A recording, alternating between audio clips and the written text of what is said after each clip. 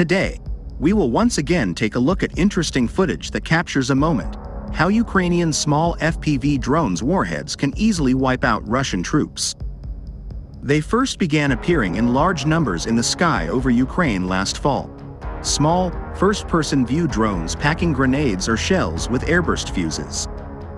Remotely detonated in mid-air and blasting tiny fragments over a wide area, the airburst drones pose an ever greater danger to unprotected infantry than do the usual explode on impact FPV drones, and those drones already were pretty dangerous.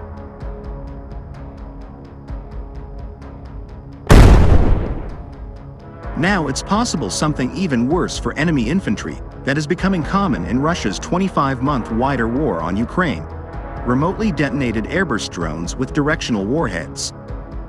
That is, warheads that concentrate their murderous fragments in a narrow cone, like a shotgun or like an airborne claymore mine. An American M18 claymore blasts 703mm steel balls in a 60-degree arc, 6 feet high, out to 100 feet or farther, designed for use against massed infantry attacks, is how the U.S. Army described the claymore. There's no shortage of videos depicting drones, sometimes Russian, usually Ukrainian, blasting opposing forces with airburst or directional airburst charges. But one recent video might be the most tragically comic. In the video, 2 Russian soldiers stroll across a shell-pocked landscape when a Ukrainian FPV buzzes toward them. The Russian soldiers swat at the drone, but to no effect. The drone's operator, steering the machine from potentially miles away, circles the FPV around the Russians until its directional warhead is aimed at the hapless soldiers.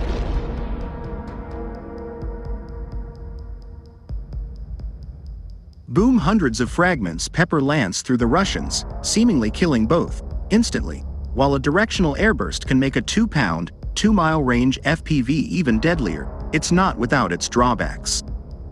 Merely flying an FPV requires skill. Flying one and accurately aiming it, in the chaos of actual combat with its dust and confusion and potentially radio jamming, requires skill.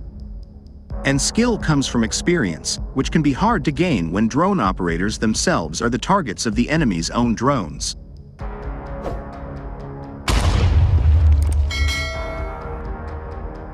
However, it's apparent that the Ukrainian armed forces in particular are, through training and battlefield experience, raising up a legion of skilled operators to pilot the 50,000 or more single-use FPV drones that a network of small workshops all across Ukraine is building every month. And more of those drones have, it seems, directional airburst warheads that can kill everyone a drone's front-mounted camera sees in the instant before the drone explodes.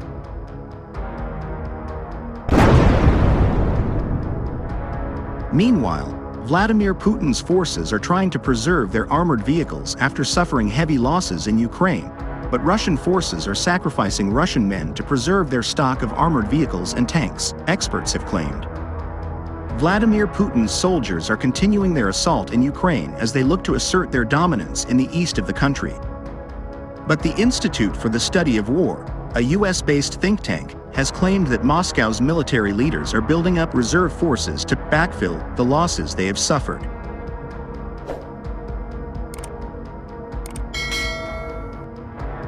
The Russian military command appears to be forming reserves capable of sustaining ongoing offensive operations in Ukraine, but these reserves are unlikely to be able to function as cohesive large-scale penetration or exploitation formations this year.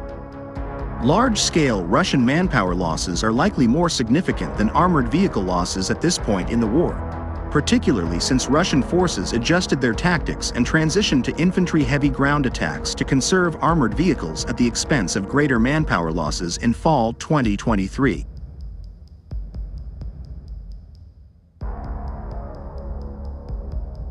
It is unclear what kind of strategic reserve Russia is forming based on open-source reporting, but known Russian manpower and material limitations suggest that Russia will likely not commit these strategic reserves as a cohesive formation to fighting in Ukraine, but will instead use them as a manpower pool to replenish losses along the front line. The formation of additional reserves would likely allow the Russian military to backfill losses in Ukraine without taking a significant operational pause between Russia's ongoing localized offensive efforts this spring.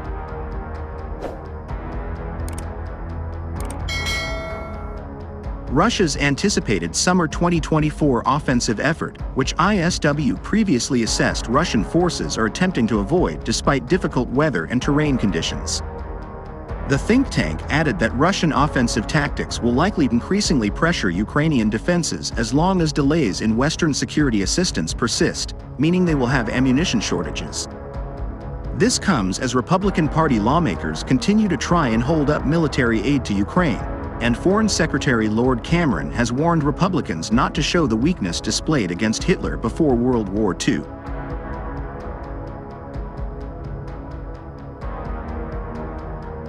At this time, Russia is making massive efforts to deploy more troops in the northwest of the country, as most of its armed forces are fighting against Ukraine, British intelligence said in a report published on X on March 26. As an evidence, in the Russian city of Luga, which is located in the newly created Leningrad military district, an announcement was made about recruitment to the new 44th Army Corps. Russia will most likely have to decide whether to leave the new units in the location of their creation or to deploy them in Ukraine in order to maintain combat capability on the front lines.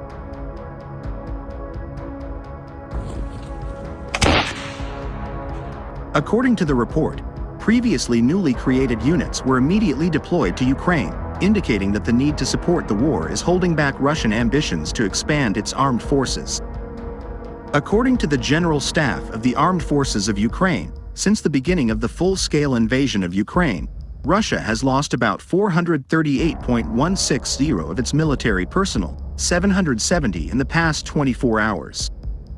The total losses of the occupiers report, being updated regularly by the General Staff, is made up of two types of losses that the enemy incurs during combat operations, namely irrecoverable losses and combat medical losses of the enemy.